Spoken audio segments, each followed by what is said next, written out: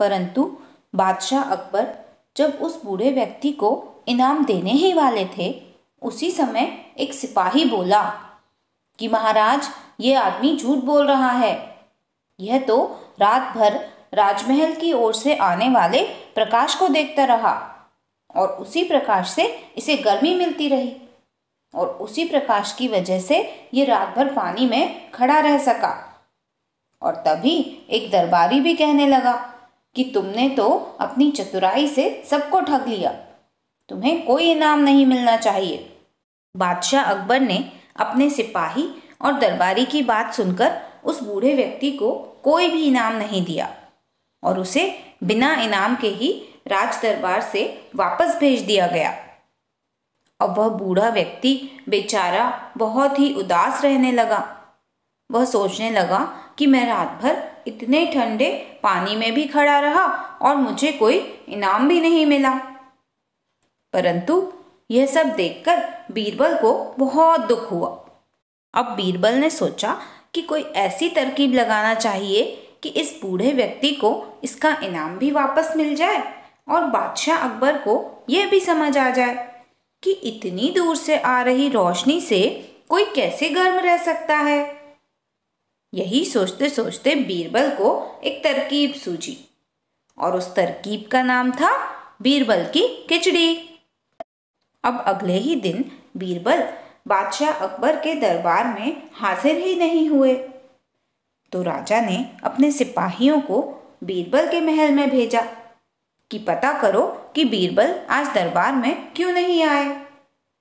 जब सिपाही बीरबल के महल में पहुंचे तो देखा कि बीरबल तो खिचड़ी बना रहे हैं।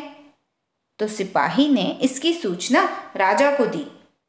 जब बहुत समय बीत गया और शाम होने को आई तो बादशाह अकबर खुद ही बीरबल से मिलने के लिए बीरबल के महल की ओर चल पड़े। बादशाह अकबर को आता देखकर बीरबल मन ही मन बहुत खुश हुए, क्योंकि बीरबल तो यही चाहते थे। जब बादशाह अकबर बीरबल के पास पहुंचे तो बीरबल ने कहा कि महाराज, आप यहाँ कैसे? तो राजा अकबर ने कहा कि सिपाही ने बताया कि तुम आज खिचड़ी बना रहे हो, तो मैंने सोचा कि चलो मैं भी तुम्हारे हाथ से बनी हुई स्वादिष्ट खिचड़ी खा लूं। परंतु बीरबल बोले, हाँ महाराज, जरूर, परंतु देखिए ना, ये खिचड़ी पक ही नहीं रही है और मैं इसी कारण आज राजमहल में भी नहीं आ सका। तो राजा अकबर ने कहा कि दिखाओ खिचड़ी क्यों नहीं बन रही है।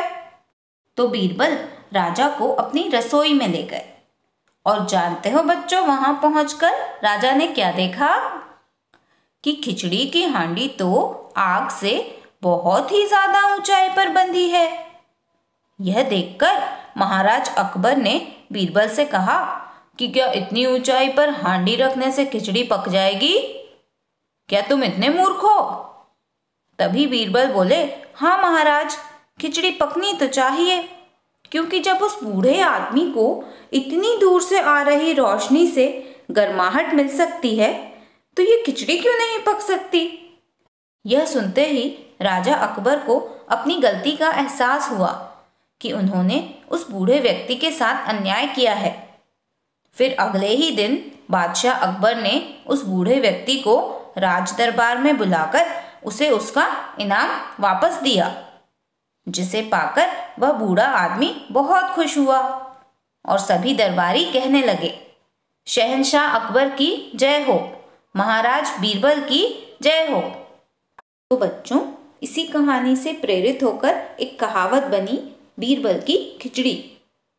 जब कोई काम बहुत देर तक पूरा नहीं होता तो कहा जाता है कि क्या तुम बीरबल की खिचड़ी बना रहे थे। तो बच्चों, आपको आज की कहानी कैसी लगी मुझे कमेंट करके ज़रूर बताना और इस कहानी के बारे में अपने फ्रेंड्स को भी ज़रूर बताना। Okay, bye bye, take care.